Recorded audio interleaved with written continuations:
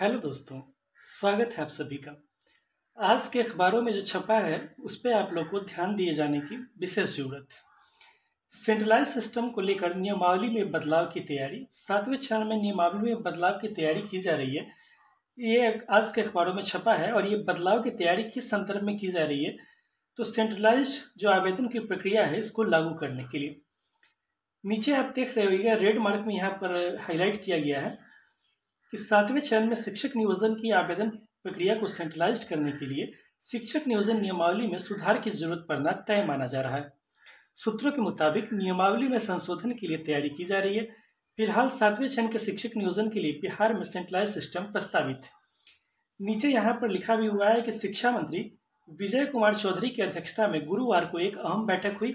विभागीय मंत्री के कक्ष में 2 घंटे से अधिक समय तक बैठक चली और इसमें अपर मुख्य सचिव दीपक कुमार सिंह, माध्यमिक और प्राथमिक निदेशक, संबंधित निदेशालय के उप निदेशक मौजूद रहे।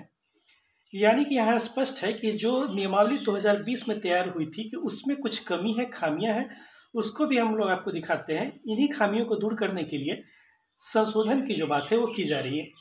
ये नियमावली 2020 अभी आप लोग स्क्रीन पे देख पा रहे होंगे। थोड़ा इसको और जूम कर देते हैं ताकि आप लोग को और स्पष्ट तरीके से दिखाई दे।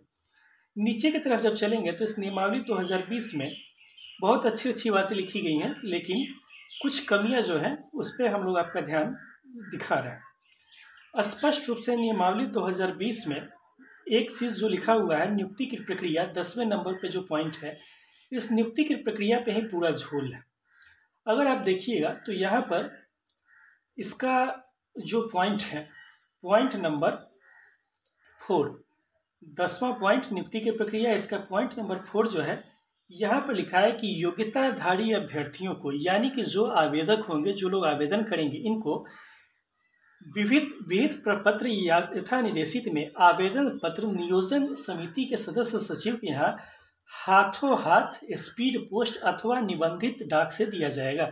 यानी कि आपको नियमावली 2020 में यह लिखा हुआ है कि आप आवेदन किस रूप में करेंगे। या तो आप हाथों हाथ जाके काउंटर पे जमा कर दीजिए, या बाई स्पीड पोस्ट आप भेज दीजिए, या फिर आप रजिस्टर्ड जो पोस्ट होता है इससे भेज दीजिए। ये 3 तरीके दिए गए। लेकिन आप लोग ही बताइए कि अगर आवेदन ऑनलाइन होगा तो फिर ये जो पॉइंट 10वां पॉइंट का सब पॉइंट 4 है, ये तो झूठा साबित हो जाएगा, क्योंकि इसमें कहीं भी ऑनलाइन की चर्चा है ही नहीं। कल हम देख रहे थे, बिहार के एक बहुत बड़े यूट्यूबर हैं, उन्होंने जो चर्चा की उसको लेके कुछ मैसेज आया हमारे पास कि सर फलाने तो बोल रहे हैं कि नियमावली 2020 में ऑनलाइन लिखा हुआ है। लेकिन अगर आप नियमावली 2020 को लाइन बाय लाइन भी पढ़ेंगे तो कहीं पर भी ये चर्चा नहीं, एक शब्द की भी चर्चा नहीं है कि आवेदन ऑनलाइन लिया जाएगा। तो आप ही बताइए, आप सभी आदमी समझदार हैं कि अगर इसमें परिवर्तन नहीं किया जाएगा इसके 4थे पॉइंट में, तो फिर आवेदन की प्रक्रिया ऑनलाइन कैसे हो सकती है।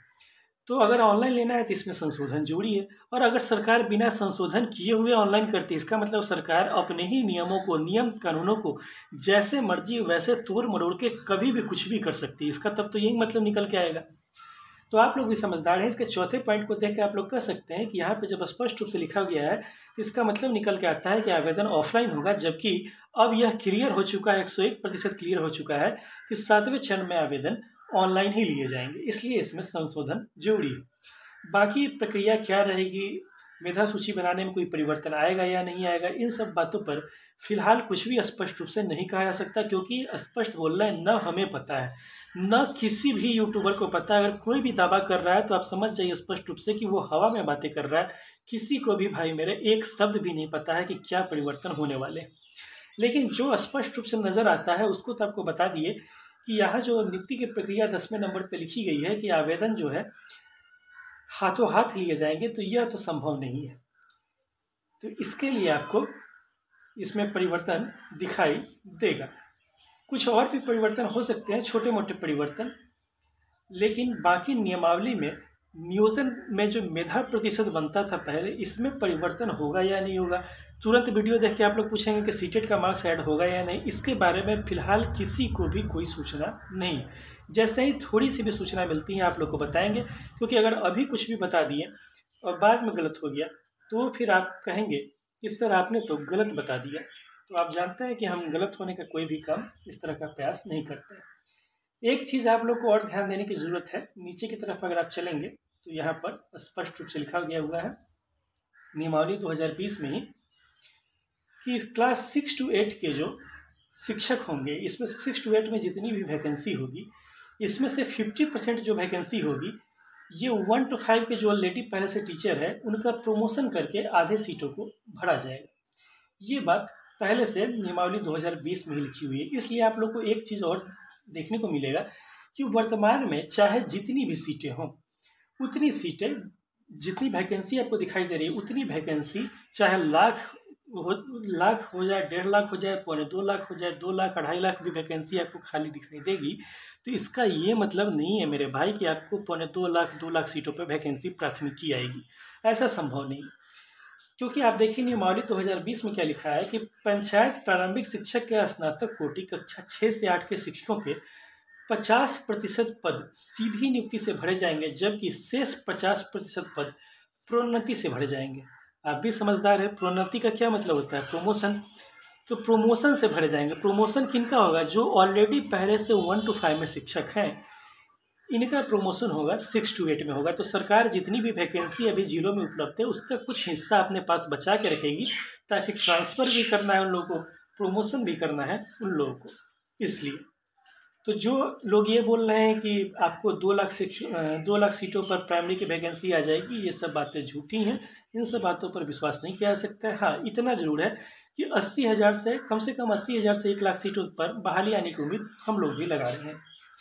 तो अगर ये वीडियो पसंद आया हो तो वीडियो को लाइक कीजिए, चैनल को सब्सक्राइब कीजिए। आज फिर लगभग 2-3 घंटे के बाद आपको एक और अच्छी जानकारी देखने को मिलेगी। कुछ और अच्छे वीडियो आज दिन में देखने को आपको मिलेंगे, तो इसके लिए आप लोग हमारे चैनल को सब्सक्राइब करना बिल्कुल मत भूलें। फिर आपसे मुलाकात होगी नेक्स्ट वीडियो में। तब तक के लिए धन्यवाद। आपका दिन शुभ हो। Thank you.